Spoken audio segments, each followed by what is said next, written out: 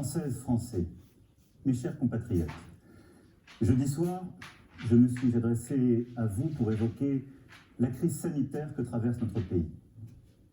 Jusqu'alors, l'épidémie de Covid-19 était peut-être pour certains d'entre vous une idée lointaine. Elle est devenue une réalité immédiate, pressante. Le gouvernement a pris, comme je vous l'avais annoncé, des dispositions fermes pour freiner la propagation du virus. Les crèches, les écoles, les collèges, les lycées, les universités sont fermés depuis ce jour. Samedi soir, les restaurants, les bars, tous les commerces non essentiels à la vie de la nation ont également clos leurs portes. Les rassemblements de plus de 100 personnes ont été interdits. Jamais la France n'avait dû prendre de telles décisions, évidemment exceptionnelles, évidemment temporaires, en temps de paix. Elles ont été prises avec ordre, préparation, sur la base de recommandations scientifiques avec un seul objectif: nous protéger face à la propagation du virus. Dans la journée de jeudi, un consensus scientifique et politique s'est formé pour maintenir le premier tour des élections municipales. Et j'ai pris avec le Premier ministre la décision de maintenir le scrutin. Hier, dimanche, les opérations de vote ont donc pu se tenir. Je veux ce soir remercier les services de l'État, les maires, l'ensemble des services des mairies, tous ceux qui ont tenu les bureaux de vote et qui ont donc permis l'organisation de ce scrutin.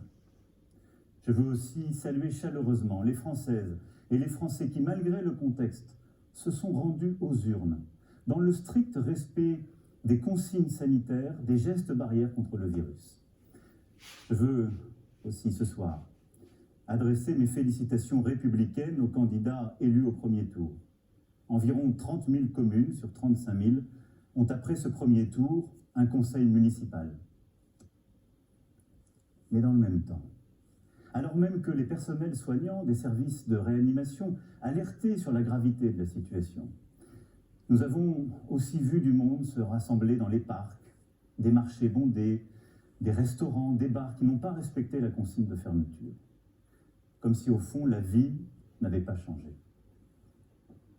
À tous ceux qui, adoptant ces comportements, ont bravé les consignes, je veux dire ce soir très clairement, non seulement vous ne vous protégez pas, vous, et l'évolution récente a montré que personne n'est invulnérable, y compris les plus jeunes, mais vous ne protégez pas les autres.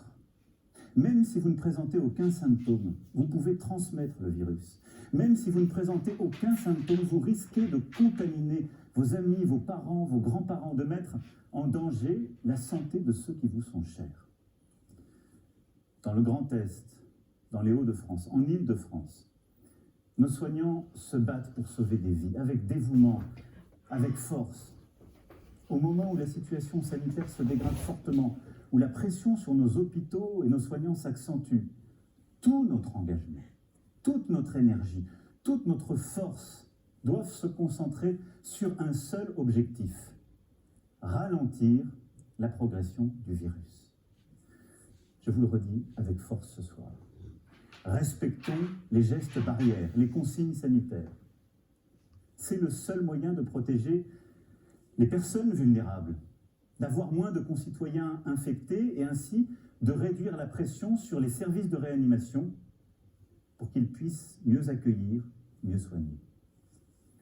Sans signe grave, contactons notre médecin traitant, n'appelons le SAMU et ne nous rendons à l'hôpital qu'en cas de forte fièvre, de difficultés à respirer, sans quoi ils ne pourront faire face à la vague de cas graves qui déjà se profile dans certaines régions. Faisons preuve, au fond, d'esprit solidaire et de sens des responsabilités. Chacun d'entre nous doit à tout prix limiter le nombre de personnes avec qui il est en contact chaque jour. Les scientifiques le disent, c'est la priorité absolue. C'est pourquoi, après avoir consulté, écouté les experts, le terrain, et en conscience, j'ai décidé de renforcer encore les mesures pour réduire nos déplacements et nos contacts au strict nécessaire. Dès demain, midi, et pour 15 jours au moins, nos déplacements seront très fortement réduits. Cela signifie que les regroupements extérieurs, les réunions familiales ou amicales ne seront plus permises. Se promener, retrouver ses amis dans le parc, dans la rue, ne sera plus possible. Il s'agit de limiter au maximum ces contacts au-delà du foyer. Partout sur le territoire français, en métropole comme outre-mer, seuls doivent demeurer les trajets nécessaires pour aller faire ses courses, avec de la discipline et en mettant les distances d'au moins 1 mètre, en ne serrant pas la main, en n'embrassant pas. Les trajets nécessaires pour se soigner, évidemment. Les trajets nécessaires pour aller travailler quand le travail à distance n'est pas possible. Et les trajets nécessaires pour faire un peu d'activité physique, mais sans retrouver, là encore, des amis ou des proches. Toutes les entreprises doivent s'organiser pour faciliter le travail à distance. Et quand cela ne sera pas possible, elles devront adapter dès demain leur organisation pour faire respecter ces gestes barrières contre le virus, c'est-à-dire protéger leurs salariés ou, quand il s'agit d'indépendants, se protéger eux-mêmes. Le gouvernement précisera les modalités de ces nouvelles règles dès ce soir, dès après mon allocution. Toute infraction à ces règles sera sanctionnée. Je vous le dis avec beaucoup de solennité ce soir. Écoutons les soignants qui nous disent, si vous voulez nous aider, il faut rester chez vous et limiter les contacts. C'est le plus important. Évidemment, ce soir, je pose des règles nouvelles. Nous posons des interdits, il y aura des contrôles. Mais la meilleure règle, c'est celle qu'en tant que citoyen, vous vous appliquez à vous-même.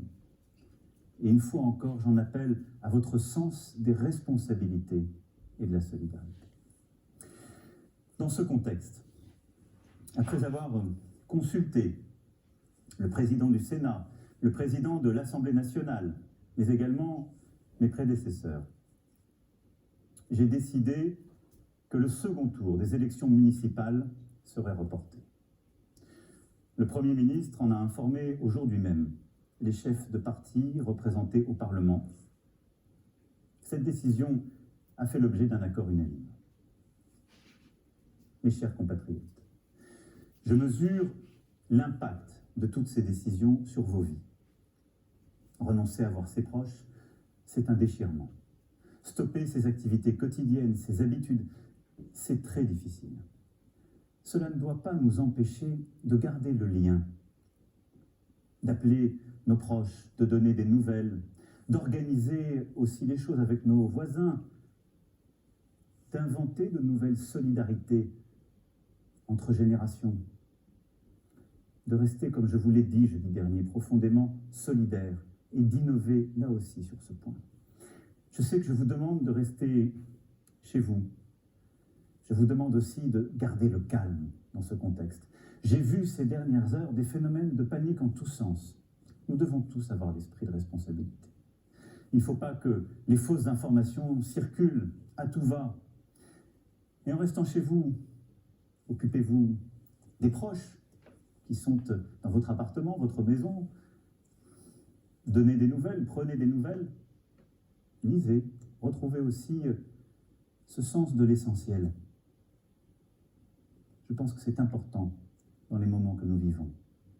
La culture, l'éducation, le sens des choses est important. Et éviter l'esprit de panique, de croire dans toutes les fausses rumeurs, les demi-experts ou les faux sachants. La parole est claire, l'information est transparente et nous continuerons de la nuire.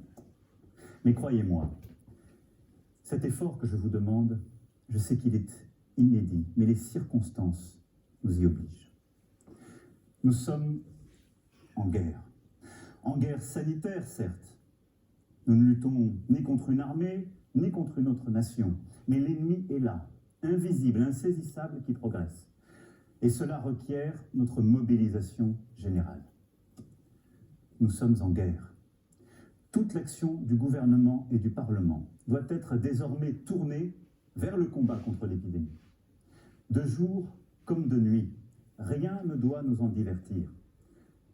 C'est pourquoi j'ai décidé que toutes les réformes en cours seraient suspendues, à commencer par la réforme des retraites.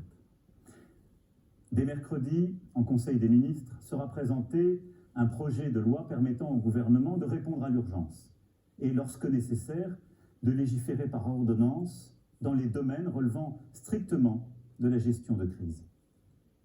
Ce projet sera soumis au Parlement dès jeudi. J'ai vu tout à l'heure les présidents de l'Assemblée nationale et du Sénat afin que ces textes soient votés le plus rapidement possible, afin aussi que la vie démocratique et le contrôle du Parlement continuent dans cette période. Je les en remercie et je remercie tous nos parlementaires en cet instant. Nous sommes en guerre.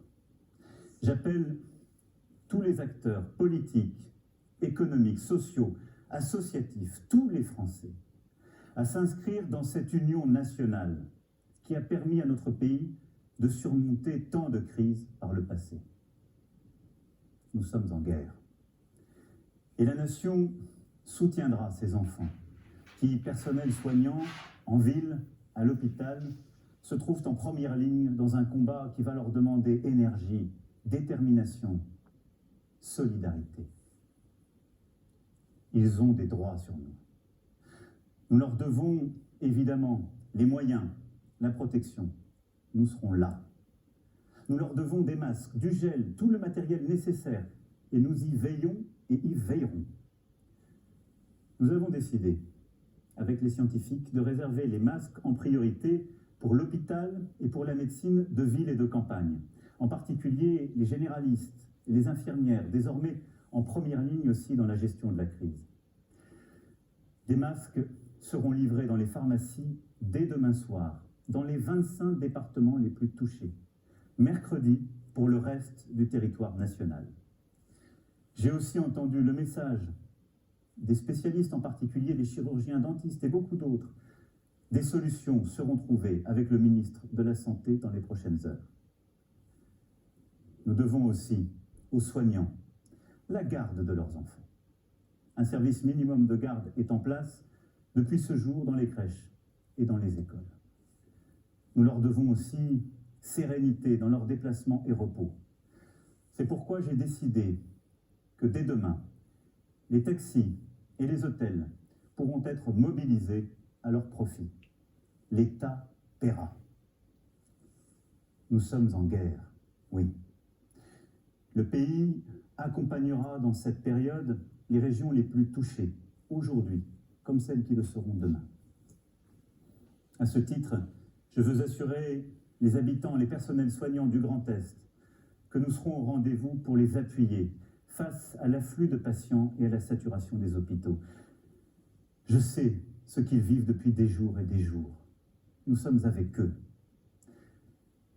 J'ai décidé pour cela qu'un hôpital de campagne du service de santé des armées serait déployé dans les jours à venir en Alsace. Les armées apporteront aussi leur concours pour déplacer les malades des régions les plus affectées et ainsi réduire la congestion des hôpitaux de certains territoires. Nous sommes en guerre. Aussi, comme je vous l'ai dit jeudi, pour nous protéger et contenir la dissémination du virus, mais aussi préserver nos systèmes de soins. Nous avons pris ce matin, entre Européens, une décision commune. Dès demain midi, les frontières à l'entrée de l'Union européenne et de l'espace Schengen seront fermées. Concrètement, tous les voyages entre les pays non européens et l'Union européenne seront suspendus pendant 30 jours. Les Françaises et les Français qui sont actuellement à l'étranger et souhaitent rentrer pourront bien entendu rejoindre leur pays. Nous devons prendre cette décision parce que je vous demande ce soir d'importants efforts et que nous devons dans la durée nous protéger. Et je veux dire à tous nos compatriotes qui vivent à l'étranger que là aussi, en bon ordre, ils doivent se rapprocher des ambassades et consulats et que nous organiserons pour celles et ceux qui le souhaitent, et là où c'est nécessaire, leur rapatriement. Vous l'aurez compris, vous le pressentez. Cette crise sanitaire sans précédent aura des conséquences humaines, sociales, économiques majeures. C'est aussi ce défi que nous devons mener. Je vous demande des sacrifices pour ralentir l'épidémie. Jamais ils ne doivent mettre en cause l'aide aux plus fragiles, la pérennité d'une entreprise, les moyens de subsistance des salariés comme des indépendants. Pour les plus précaires, pour les plus démunis, pour les personnes isolées, nous ferons en sorte, avec les grandes associations, avec aussi les collectivités locales et leurs services, qu'ils puissent être nourris, protégés, que les services que nous leur devons soient assurés. Pour la vie économique, pour ce qui concerne la France, aucune entreprise, quelle que soit sa taille, ne sera livrée au risque de faillite. Aucune Française, aucun Français ne sera laissé sans ressources. S'agissant des entreprises, nous mettons en place un dispositif exceptionnel de report de charges fiscales et sociales, de soutien au report d'échéances bancaires et de garantie de l'État à hauteur de 300 milliards d'euros pour tous les prêts bancaires contractés auprès des banques. Pour les plus petites d'entre elles, et tant que la situation durera, celles qui font face à des difficultés n'auront rien à débourser, ni pour les impôts, ni pour les cotisations sociales. Les factures d'eau, de gaz ou d'électricité, ainsi que les loyers, devront être suspendus. En outre, afin que personne ne soit laissé sans ressources, pour les salariés, le dispositif de chômage partiel sera massivement élargi, comme je vous l'avais annoncé jeudi dernier, et comme le gouvernement a commencé à le préciser. Pour les entrepreneurs, commerçants, artisans, un fonds de solidarité sera créé, abondé par l'État, et auquel le Premier ministre proposera aux régions aussi de contribuer. Le gouvernement, dès demain, précisera toutes ces mesures. Elles seront en fonction des besoins, des réalités économiques, des nécessités secteur par secteur, évidemment adaptées. Nous serons au rendez-vous pour que notre économie soit préservée dans cette période si dure et pour que l'ensemble des travailleuses et travailleurs puissent avoir cette sécurité aussi en termes de pouvoir d'achat, de continuité de leur vie. Mes chers compatriotes, la France vit un moment très difficile. Nul ne peut en prévoir précisément la durée. Et à mesure que les jours suivront les jours, que les problèmes succéderont aux problèmes, il faudra, en lien avec les éclairages donnés par les scientifiques, les expériences de terrain, il faudra nous adapter. Nous allons continuer aussi, pendant cette période, de travailler, de progresser sur les traitements. Et je sais le dévouement de plusieurs équipes partout sur notre territoire, avec des premiers espoirs qui naissent. Et nous continuerons aussi d'avancer sur le vaccin. Régulièrement, je m'adresserai à vous. Je vous dirai à chaque fois, comme je l'ai fait, comme le gouvernement le fait, la vérité sur l'évolution de la situation. J'ai une certitude. Plus nous agirons ensemble, et vite, plus nous surmonterons cette épreuve. Plus nous agirons en citoyens, plus nous ferons preuve de la même force d'âme, de la même abnégation patriote que démontrent aujourd'hui nos personnels soignants, nos sapeurs-pompiers, l'ensemble des acteurs de la sécurité civile. Plus vite, nous sortirons de cette vie au ralenti. Nous y arriverons, mes chers compatriotes, en étant unis, solidaires. Je vous demande d'être responsables tous ensemble et de ne céder à aucune panique, d'accepter ces contraintes, de les porter, de les expliquer, de vous les appliquer à vous-même. Nous les appliquerons tous. Il n'y aura pas de passe-droit. Mais là aussi, de ne céder ni à la panique, ni au désordre. nous gagnerons. Mais cette période nous aura beaucoup appris. Beaucoup de certitudes, de convictions sont balayées, seront remises en cause. Beaucoup de choses que nous pensions impossibles adviennent. Ne nous laissons pas impressionner. Agissons avec force. Mais retenons cela. Le jour d'après, quand nous aurons gagné, ce ne sera pas un retour au jour d'avant. Nous serons plus forts moralement, nous aurons appris. Et je saurai aussi avec vous en tirer toutes les conséquences. Toutes les conséquences. Hissons-nous, individuellement et collectivement, à la hauteur du moment. Je sais, mes chers compatriotes, pouvoir compter sur vous.